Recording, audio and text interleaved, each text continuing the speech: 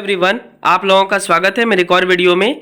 आज का जो टॉपिक होने वाला है वो होने वाला है एनसीईआरटी आधारित इकोनॉमिक्स के प्रश्न और उत्तर का सेट नंबर 1। तो चैप्टर नंबर 1 से शुरुआत करेंगे क्योंकि मैंने कम्युनिटी पोस्ट किया था और आप सब ने बोला कि चैप्टर वाइज हम सबको इकोनॉमिक्स पढ़ाइए। तो चैप्टर वाइज हम सब शुरू करेंगे। तो पहले चैप्टर का नाम है अंतर्राष्ट्रीय संगठन और समझौता। यानी इस वीडियो में जितने भी इसके सेट अभी तक आएंगे उसमें हम सब देखेंगे इंटरनेशनल ऑर्गेनाइजेशन, उसकी एस्टेब्लिशमेंट कब हुई है, इसके अलावा क्या वो काम करता है, जैसे आईएमएफ हुआ वो क्या काम करता है, वर्ल्ड बैंक हुआ वो क्या काम करता है, और भारत का इंपॉर्टेंस और भारत का क्या रोल है सारे ऑर्गेनाइजेशन में, ये देखेंगे। इसके अलावा अंतर्राष्ट्रीय संगठन द्वारा विभिन्न समय पे बहुत सारे रिपोर्ट पब्लिश किए जाते हैं, वो भी हम सब देखेंगे। तो ये इकोनॉमिक्स का चैप्टर नंबर 1 है और इकोनॉमिक्स के जितने भी इंपॉर्टेंट चैप्टर हैं वो सारे मैं करवाऊंगा आपको एक एक करके, चाहे वो इकोनॉमी से संबंधित हो। इसके अलावा बहुत सारे चैप्टर आते हैं जैसे मांग क्या होता है, डिमांड जिसको बोलते हैं, गरीबी पे बहुत सारा आता है, औद्योगिक नीति बहुत सारा आया हुआ है। तो ऐसे करके हम सब एक एक करके चैप्टर को खत्म करते जाएंगे। तो आज का पहला चैप्टर की शुरुआत होती है अंतर्राष्ट्रीय संगठन और समझौता। तो ये लगभग मुझे लगता है कि 10 से 15 सेट चलेगा। देखते हैं आगे कितना। डेली हम सब 10 ही क्वेश्चन करेंगे पर 10 डिटेल क्वेश्चन करेंगे। तो चलिए शुरुआत करते हैं इस नए सीरीज की जिसमें हम सब इकोनॉमिक्स के प्रश्न और उत्तर देखेंगे। और आज का जो वीडियो है ये है सेट नंबर 1। चलिए वीडियो की शुरुआत करते हैं, पर इससे पहले अगर हमारे चैनल को सब्सक्राइब नहीं किया है तो चैनल को सब्सक्राइब कर लेंगे। और ये वाला वीडियो पसंद होगा, ये वाला सीरीज पसंद होगा तो इसको लाइक भी कर लेंगे आप सब। चलिए क्वेश्चन नंबर फर्स्ट है, किस सम्मेलन में अंतर्राष्ट्रीय मुद्रा कोष यानी आईएमएफ जिसको बोलते हैं इंटरनेशनल मॉनेटरी फंड के साथ अंतर्राष्ट्रीय पुनर्निर्माण एवं विकास बैंक आईबीआरडी के गठन की बात की गई? तो इसका आंसर हो जाएगा ब्रेटन वुड्स सम्मेलन। अब आइए इस सम्मेलन के बारे में जानते हैं। तो वर्ष 1944 में संयुक्त राष्ट्र संघ द्वारा इसकी कल्पना की गई थी। संयुक्त राष्ट्र अमेरिका के न्यू हैम्पशायर नामक शहर के ब्रेटन वुड्स नामक स्थान पर इस सम्मेलन का आयोजन हुआ था, जिसमें ये चर्चा की गई थी कि जो आईएमएफ है यानी अंतर्राष्ट्रीय मुद्रा कोष और साथ ही अंतर्राष्ट्रीय पुनर्निर्माण एवं विकास बैंक, इसके गठन की बात की कल्पना की गई थी। कहाँ पे? तो न्यू हैम्पशायर नामक शहर, ये भी आप याद रखेंगे। तो ऑफिशियल एस्टेब्लिशमेंट जो हुआ है आईएमएफ का यानी अंतर्राष्ट्रीय मुद्रा कोष का 27 दिसंबर 1945, लेकिन ये अपना जो कार्य प्रारंभ किया यानी काम करना शुरू किया वो कब किया था? तो 1 मार्च 1947, ये आपको याद रखना है। अगर मुख्यालय की बात करें तो अंतर्राष्ट्रीय मुद्रा कोष की मुख्यालय वाशिंगटन डीसी जो कि अमेरिका का कैपिटल है वहां पे है। अंतर्राष्ट्रीय मुद्रा कोष तथा अंतर्राष्ट्रीय पुनर्निर्माण एवं विकास बैंक को प्रायः संयुक्त रूप से ब्रेटन वुड्स के जुड़वा के नाम से जाना जाता है। अब आपसे क्वेश्चन में ये पूछेगा कि ब्रेटन वुड्स सम्मेलन कहाँ हुआ था? तो संयुक्त राष्ट्र अमेरिका के न्यू हैम्पशायर नामक शहर में। अच्छा, इस ब्रेटन वुड्स सम्मेलन का क्या था, मतलब क्यों किया गया था? तो अंतर्राष्ट्रीय मुद्रा कोष तथा अंतर्राष्ट्रीय पुनर्निर्माण एवं विकास बैंक आईबीआरडी के गठन के लिए। अभी आगे हम सब आज के ही वीडियो में आईबीआरडी के बारे में भी पढ़ेंगे, क्योंकि आईबीआरडी विश्व बैंक की एक संस्था है, यानी विश्व बैंक इसी से मिलकर बना है, और आईएमएफ एक अलग संस्था है जिसके बारे में भी हम सब जान रहे हैं। तो इंटरनेशनल मॉनेटरी फंड स्थापना पूछेगा तो 27 दिसंबर 1945, लेकिन ये काम करना कब प्रारंभ किया? तो 1 मार्च 1947। इसका हेडक्वार्टर्स कहाँ है? तो वाशिंगटन डीसी अमेरिका। और ये कौन से सम्मेलन में बात की गई थी? तो ब्रेटन वुड्स सम्मेलन। बस इतना ही पूछेगा आपसे। सेकेंड क्वेश्चन है, ग्लोबल इकोनॉमिक आउटलुक रिपोर्ट यानी विश्व आर्थिक परिदृश्य रिपोर्ट कौन सी संस्था जारी करता है?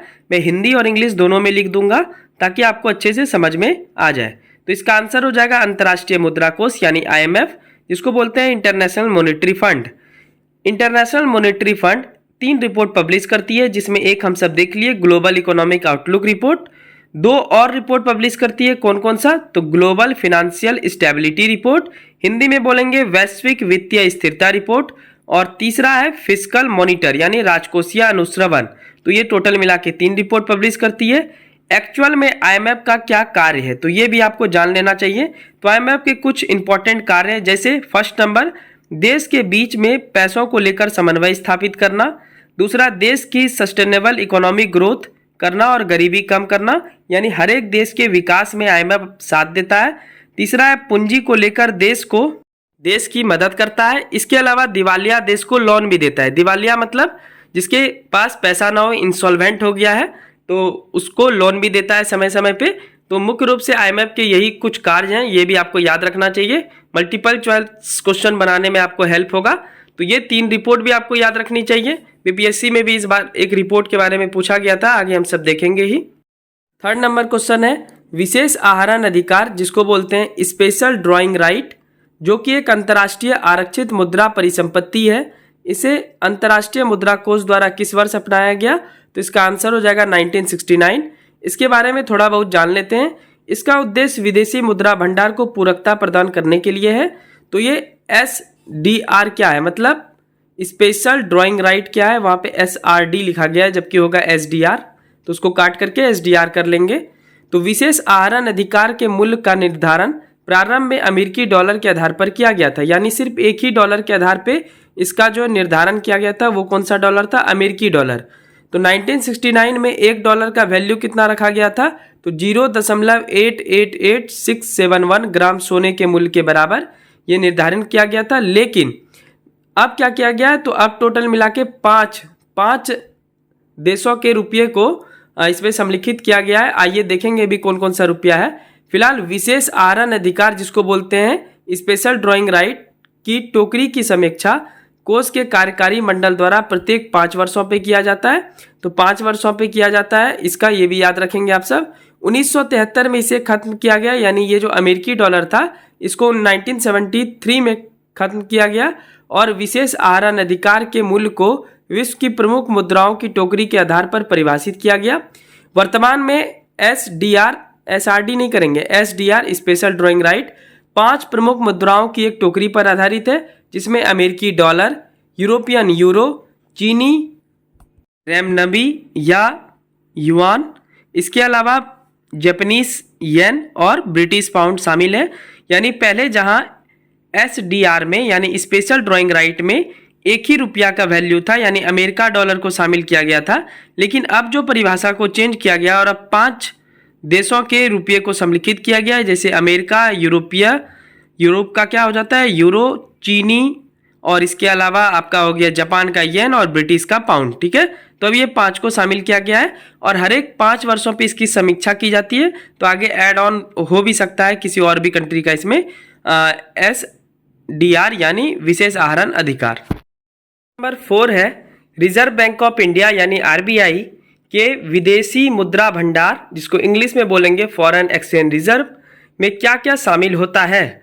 तो इसमें मुख्यतः 4 तत्व शामिल होते हैं और ये वाला क्वेश्चन 69 बीपीएससी में आ चुका है। मैं आपको क्वेश्चन भी दिखाऊंगा इसके बाद।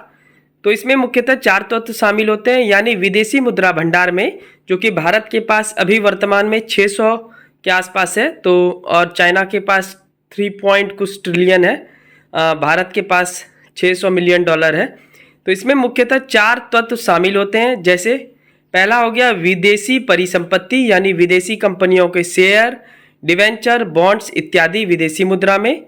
दूसरा स्वर्ण भंडार, यानी कितना सोना जमा है। तीसरा IMF के पास रिजर्व कोर्स, जिसको बोलते हैं रिजर्व ट्रेंच। और चौथा विशेष आहरण अधिकार, जिसके बारे में भी हम सब पढ़ रहे थे, यानी स्पेशल ड्राइंग राइट SDR। तो पूछेगा आपसे कि फॉरेन रिजर्व, जैसा कि पूछा बीपीएससी में, अभी मैं दिखाऊंगा आपको, विदेशी मुद्रा भंडार में क्या शामिल होता है। तो ये 4 चीजें शामिल होती है: विदेशी परिसंपत्ति, स्वर्ण भंडार, IMF के पास रिजर्व कोर्स और विशेष आहरण अधिकार। IMF ने 1969 में विशेष आहरण अधिकार को अपनाया था, ये हम सब पिछले क्वेश्चन में भी देखे।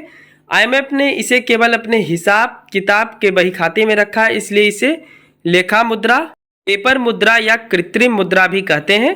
तो ये 4 तत्व मेनली शामिल होते हैं। अब क्वेश्चन मैं आपको दिखाता हूँ 69 बीपीएससी में क्या पूछा गया था। 9 बीपीएससी में क्या क्वेश्चन पूछा गया था, तो ये है ओरिजिनल क्वेश्चन, हिंदी में भी है और इंग्लिश में भी है। तो हिंदी में पढ़ता हूँ। RBI के विदेशी मुद्रा भंडार में निम्नलिखित में से कौन से शामिल हैं? तो पहला ऑप्शन था विदेशी मुद्रा परिसंपत्ति, दूसरा सोना, तीसरा विशेष आहरण अधिकार और चौथा आरक्षित किस्त स्थिति। अगर आप इंग्लिश में देखना चाहते हैं तो इंग्लिश में भी देख लें। The foreign exchange reserve of RBI include which of the following? Foreign currency assets, gold, special drawing rights या reserve trench position.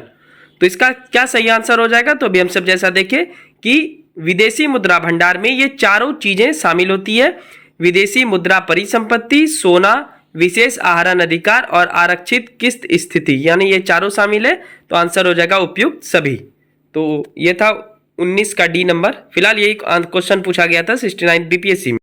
Next question number 5 है, नाटो यानी नॉर्थ अटलांटिक टेरिटरी ऑर्गेनाइजेशन का मुख्यालय कहाँ है? तो इसका आंसर हो जाएगा ब्रुसेल्स, बेल्जियम। इसकी स्थापना 4 अप्रैल 1949 को हुई थी। वर्तमान में नाटो में 31 सदस्य हैं। इसी साल 31वां सदस्य हाल ही में फिनलैंड बना है। फिनलैंड की राजधानी भी जान लीजिए हेलसिंकी होता है। नाटो की ऑफिशियल लैंग्वेज इंग्लिश और फ्रेंच है। नाटो की स्थापना का उद्देश्य बहुत ही इंपॉर्टेंट हो जाता है इंटरव्यू पॉइंट ऑफ व्यू से भी और ऐसे एग्जाम पॉइंट ऑफ व्यू से भी। द्वितीय विश्व युद्ध के बाद सोवियत संघ ने पूर्वी यूरोप से अपनी सेना को हटाने से मना कर दिया और वहां साम्यवादी यानी कम्युनिस्ट शासन की स्थापना करने का प्रयास किया। यूरोप को साम्यवादी शासन से खतरे महसूस होने के कारण नाटो का निर्माण हुआ, जिसको बोलते हैं नॉर्थ अटलांटिक टेरिटरी ऑर्गेनाइजेशन। तो ये कुछ नाटो के संदर्भ में तथ्य काफी बार एग्जाम में आया है और 67 बीपीएससी में ये इसका ये पूछा था मुख्यालय कि नाटो का मुख्यालय कहाँ है? तो ब्रुसेल्स, बेल्जियम में। क्वेश्चन नंबर 6, IUCN जिसका फुल फॉर्म है international union for conservation of nature द्वारा जारी IUCN रेड लिस्ट क्या बताता है?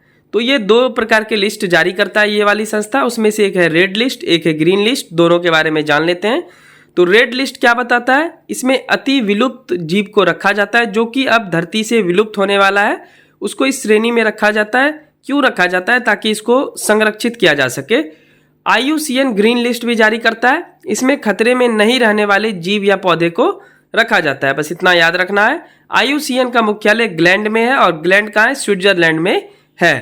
तो ये है IUCN जिसको बोलते हैं international union for conservation of nature. चलिए क्वेश्चन नंबर 7, विश्व बैंक यानी वर्ल्ड बैंक मुख्यतः किन 2 संगठन से मिलकर बना है? वैसे अगर वर्ल्ड बैंक की बात करें तो ये 5 संस्थाएं से मिलकर बना है, जो कि नेक्स्ट क्वेश्चन में देखेंगे। लेकिन मैं यहाँ पे क्या जोड़ दिया हूँ? मुख्यतः। तो मेनली वर्ल्ड बैंक जो है वो 2 संस्था से मिलकर बना है। पहला है IBRD जिसका फुल फॉर्म होगा अंतर्राष्ट्रीय पुनर्निर्माण एवं विकास बैंक। दूसरा IDA यानी अंतर्राष्ट्रीय विकास संघ। अब ये IBRD और IDA में क्या अंतर है समझ लेते हैं ताकि आप क्वेश्चन को टैकल कर सके आसानी से।